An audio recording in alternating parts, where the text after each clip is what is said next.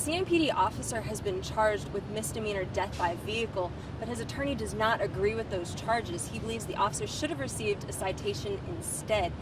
The officer is out on unpaid administrative leave, and he has a court date coming up in August. Animal activists are outraged after Anson County euthanized a 4-month-old puppy after nipping one of its employees. The new superintendent had already planned to make a culinary manager position before hiring his chief of staff's husband. The commissioner of Major League Baseball surprised fans last night by saying that an expansion team could be coming to Charlotte, but that leaves many wondering what will happen to the ballpark. After a shooting happened here last week, police received threats that led them to believe people of Hamlet would be safer if they canceled today's July 4th festivities. 7 years ago, it was announced that Charlotte would be hosting the PGA Championship. The director has been living here for the last 2 years and says that 2 weeks out, there is still plenty of work to be done.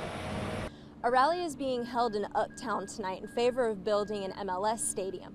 Marcus Smith, CEO of the Speedway, is asking both the county and the city for $40 million each to build the stadium here. Those against building the stadium say that money could better be put towards parks and greenways. So we have the money to do those bonds and finish those greenways, but instead soccer has jumped ahead. Past meetings have been delayed because MLS would prefer to meet in private, but city and county officials believe these meetings should be made public. For Spectrum News in Charlotte, I'm Caitlin Oliver. 7 years of planning, finishing in just a few days. This is a full-blown construction site at this point. Officials have had an office on site since September of 2015. Got hundreds of service providers here just making sure that we're ready to go when the gates open on August 7th. One of those providers is Zippy Ice, which will send truckloads of ice for the Turnout League. We expect to put about 70 freezers that you'll see in front of a convenience store, and we'll have 6 tractor trailers on site. And that's just for opening day. Mackey said setting up will be a 12-hour overnight process in order to be ready before spectators arrive. Getting through Quail Hollow in the middle of the night when it's dark, making sure that my guys are going to be safe, make sure that we can get in and out before play starts in the morning. Despite planning, officials say spectators may still find surprises. Never know what kind of stories are going to develop over the course of the championship week. In the stands or on the golf course, officials are saying the week will be a good one. For Spectrum News in Charlotte, I'm Caitlin Oliver. These puppies have lost a sister. We weren't looking for a fight just to fight. We just were trying to keep her safe. Gretchen McCollum took in Shayla, a 4-month-old puppy, after the original owner gave her up. She said Shayla was deemed vicious after allegedly biting a shelter employee and euthanized less than a week later. Completely unnecessary and could have 100% ended in a different way. This was not a nip. This was a significant bite. It was an aggressive bite. There are different stories over what happened, but McCollum insists it wasn't Shayla.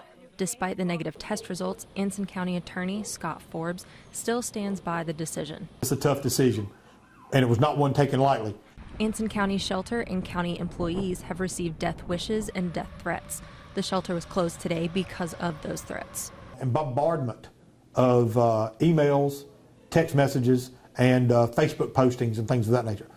Forbes said the severity of the bite and potential for an outbreak caused officials to expedite the decision.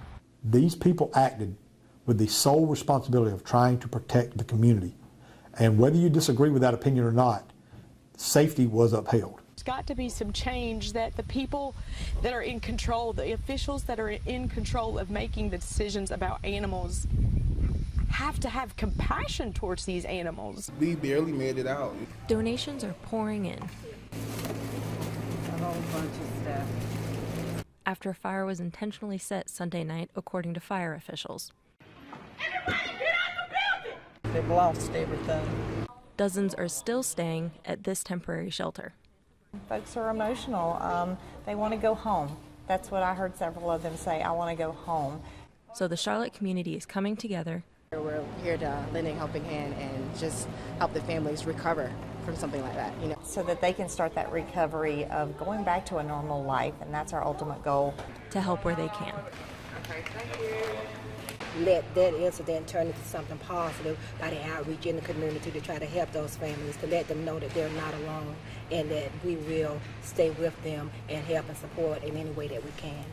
Volunteers plan to sort the items Thursday and Friday before distributing them over the weekend. It's like the least we could do. You wish you could do more. For Spectrum News in Charlotte, Caitlin Oliver.